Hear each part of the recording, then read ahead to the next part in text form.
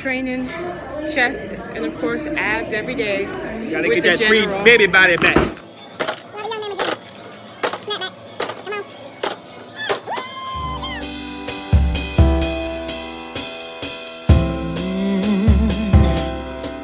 Oh, I'm slipping away,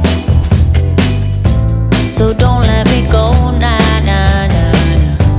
I'm all up in that love haze, so where do we go, nah, nah? Just let me know that I am safe here in your arms. I wanna stay.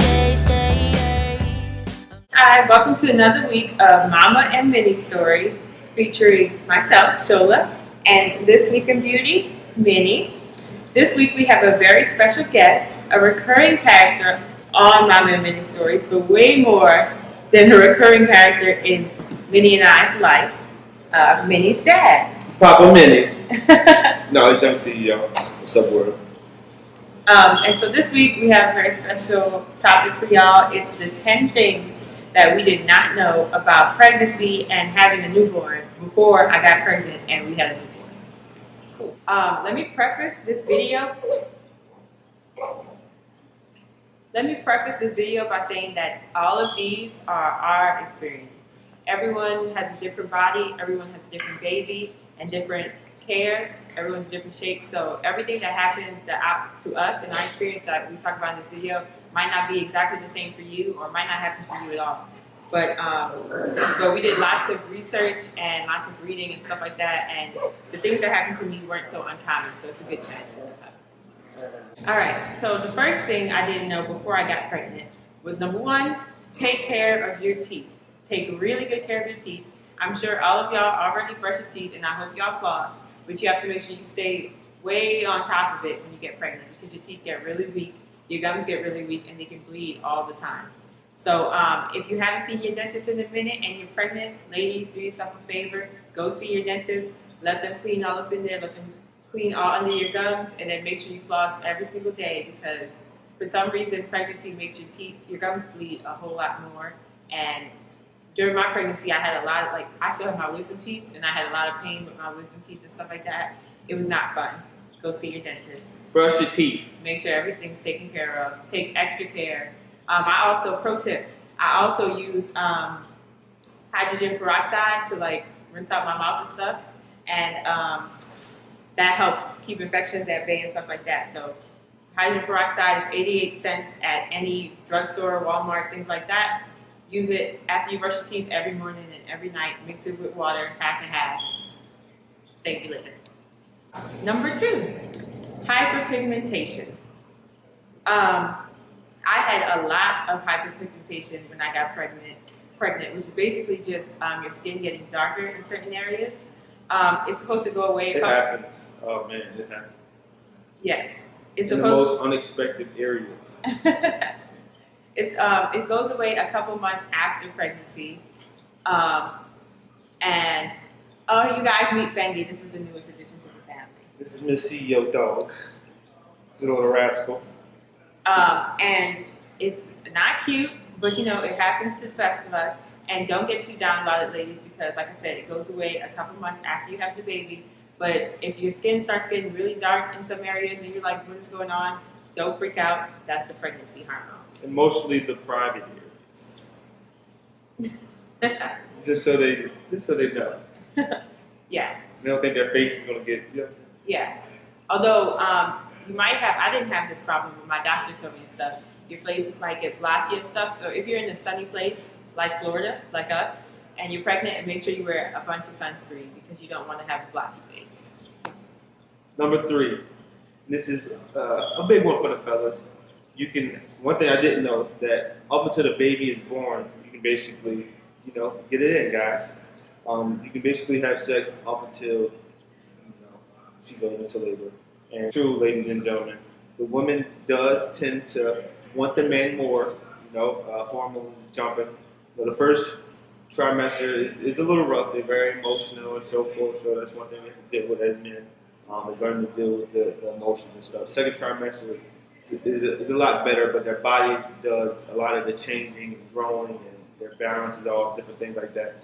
But the third trimester, that tends to be the funnest for us guys.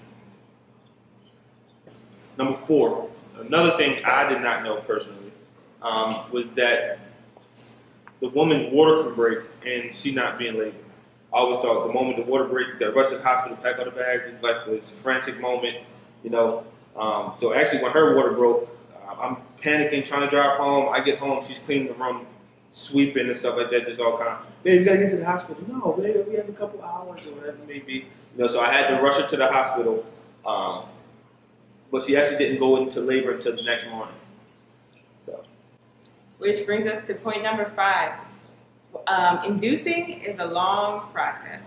Whenever, I mean, the only experience I had with inducing was like watching TV shows. You're like, oh, we got to induce to labor. And then, wow, then, 30 seconds later, the baby's coming. So obviously, I didn't think it was going to be that fast. But I thought, oh, once you get induced, baby comes in like an hour or 2. No. Because she was a little stubborn. Yes. Yes, she was. The inducing, I got induced. I'll tell y'all the full pregnancy story at a later point. But I got induced the night before. That's when the whole inducing process began. And I started going into labor. I was in labor all night, but it wasn't like where things was really jumping off. And then I got more medicine the next morning, and that's when things really jumped off. And even still, she didn't come until 6:30 that evening. So yeah, inducing is not short and sweet. Don't pick it thinking that, oh, I just want a short labor, let me get induced. No, it's not. Well, as we talk about the process and the labor, let's also touch on epidural. Because I know you were big and such. Yeah. And a lot of them are big on wanting to do a natural birth and thinking that the epidural is bad or whatever it may be. Mm-hmm. Well, my aunt is an OBGYN, and the thing she told me when I got pregnant, as the labor date got closer, she told me, be flexible. And that's the biggest piece of advice I can give anybody, because the labor did not go how I had my plans at all. And if you know me at all, you know I like my plans and I like to stick to my plans. And it did not happen. And the epidural saved me, because I probably would still be in labor without that epidural, because when I tell you, my daughter did not want to come into the world. And the epidural brought her into the world. So epidural is not as bad as people make you think. There are cons to it, but there's also a lot of pros. Number 6 on the list is breastfeeding is not as easy as they make it seem on the TV shows and movies and so forth. Breastfeeding is actually a very difficult process. One of the things we did, we took, being first-time parents, we didn't want to leave nothing on the table. We did every class you could think of: CPR, breastfeeding, early child care, the car seat class, everything you could think of. But the breastfeeding class turned out to be one of the most helpful out of all. But. Yeah, because you would think, oh, breastfeeding is the natural way, so it's going to be easy. It's not. Baby doesn't know how to breastfeed. You don't know how to feed the baby that way. So it can be painful. It can be very frustrating. But it's worth it. I personally think breast is best. But don't feel bad also if breast is not best for you. Like I said, everyone is different. Everyone's body is different. And breastfeeding is not easy at all. Also, another thing I didn't know that was based on the breastfeeding thing is that you don't just make breast milk straight off the jump. When you have the baby for like the first 3 days, you make colostrum, which is like basically like fat-free breast milk, because the baby can't even digest all of the fat in your breast milk. It's like pre-breast milk. Yeah, so that was kind of cool. And then a couple of days in, then your body starts making actual breast milk. So I didn't know that for sure. Number 7, the baby's skin sheds for weeks, or at least our baby's skin shed for weeks. She looked like a little reptile. Yeah. And I knew baby shed. That wasn't news to me, but I did not know how long it would take and how much. Like her entire body, her face was shedding. So yeah, so that was interesting. Like we left her in the sun for 2 weeks. Yeah, but now, luckily, now everything's good. No more shedding. So don't be scared or alarmed if a few weeks go past and your baby is still shedding all across your face, the back, the stomach, the liver. Number 8, babies choke a lot. And this is a very scary, scary thing, something you have to watch out for. Those little nose squeeze cleaners that they give you, or that you pick up, keep those. We keep one in the diaper bag, one in the room with her diapers and stuff like that.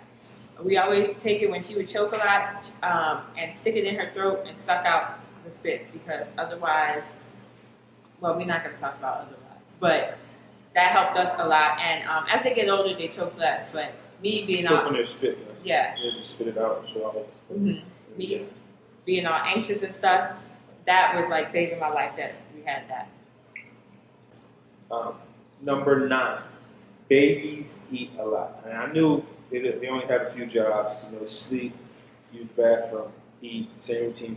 But I did not know that every hour and a half to 2 hours, especially newborn babies, that they need a feeding, whether it's the breast or formula or whatever it may be. Yes. And number 10, postpartum bleeding. So I knew that I would bleed after having the baby because you haven't been on a menstrual cycle for all those months. So obviously after you have the baby, you have to bleed. Everybody's bleeding length is different. Like I said, everyone's body is different. I didn't realize mine would be so long. And like in the hospital, they give you, right after you have the baby, they give you these giant monster like sanitary napkins. And I'm like, why would we need some that big? Like that doesn't even make sense. They give you 2 of them until you put them on at the same time. And I'm like, there's no way. Like nobody can bleed that much. Yes, it's a lot of blood after you have the baby. Don't freak out. Check with your doctor. If your doctor says everything's good, then you're good. And I was still dealing with bleeding 2 months after I had the baby. So it's really, they tell you it's between 4 and 8 weeks a lot of times, or 4 and 6 weeks. But it could be, like I said, I was still dealing with that 2 months. So just prepare yourself for that. If you have a baby on the way, men, take that into account. Be kind to your girl. Yes, postpartum depression is real, but you do have to remember, this is, especially for first-time moms, there's a lot going on with their body. The baby's crying, you have to feed, or waking up every 45 minutes, whatever it may be. So it's a lot that they take. The biggest thing for as men that we can do is just offer a lot of support, whether it's the breastfeeding, whether it's changing some diapers, whether it's doing laundry, whatever it may be. As far as doing the laundry, huh? as He far hasn't as got to that one the yet. postpartum bleeding, I did the math. He has a theory. He has a theory about how many days you bleed after you have a baby, which he did the math over there. So basically, okay, so I did the math on the whole postpartum bleeding thing. So if you're, ladies, if your menstrual cycle on average is 5 days, you miss about 9 cycles. So 9 times 5 is 45 days, which equals out to about 6 weeks. If you're as unfortunate as me, my baby menstrual cycle is for 7 days on average. You times that by 9, looking at 63, which pretty much plans out to 2 months. So it can pretty much go from like 6 to 8 weeks depending on the menstrual cycle. So even though you go all those months without a cycle, it catches up in the end and hits you all at once. That's his theory. So, I mean, I don't know. I guess we'll do a poll or whatever and see if this is true, ladies. Because he would love for his theory to be proven correct.